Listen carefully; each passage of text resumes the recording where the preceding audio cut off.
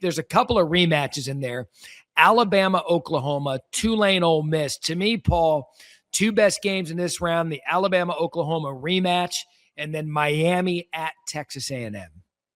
Yeah, the Miami Texas A&M game is really good, Matt, because we forgot 2 weeks ago we were talking about Texas A&M maybe is the best team metrics wise in the country. That game is the noon game on Saturday, and some people are saying, "Well, how did that game end up at noon?" Well, you got NFL games in the afternoon and evening, and somebody from college football finally decided, somebody like at ESPN said, "Why don't we be smart about this and put our two best games in the best windows?" And those best windows are different than last year, because last year I think the worst window was the noon window, wasn't it, Matt? When we had Penn State playing against who did they play? Was it Clemson? Not Clemson. Clemson played at Texas. It was maybe Boise or something. It was a terrible game.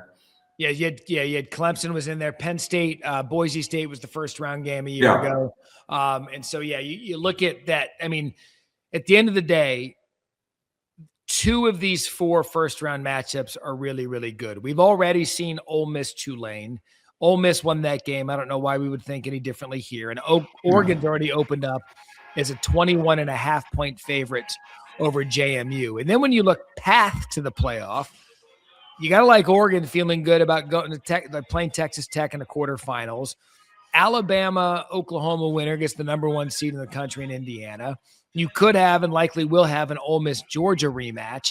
And then either way, Texas A&M or Miami taking on Ohio State.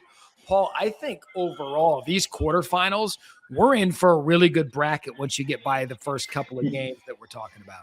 Yeah, no, the quarterfinals are amazing. I mean, Alabama or Oklahoma, but the idea of Alabama, the biggest brand in the history of college football, taking on arguably the worst brand in the history of college football as the number one seed is just almost too good to be true in the Rose Bowl.